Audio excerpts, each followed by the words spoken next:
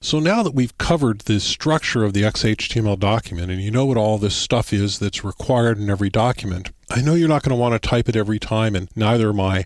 I'm a big fan of lazy. And so what I do is I keep around templates.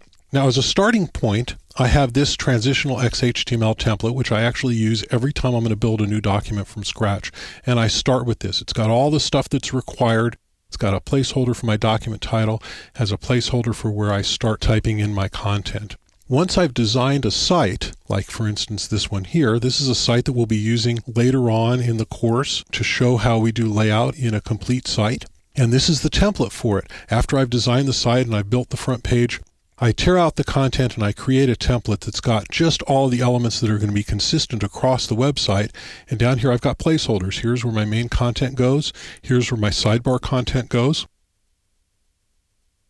Here's where the title goes. And the rest of it is just constant. So here's what it looks like in the browser. This is my little transitional template. This is the template for the website that we'll be looking at in more detail later on in the course. And here's the place for the main content. Here's the place for the sidebar content.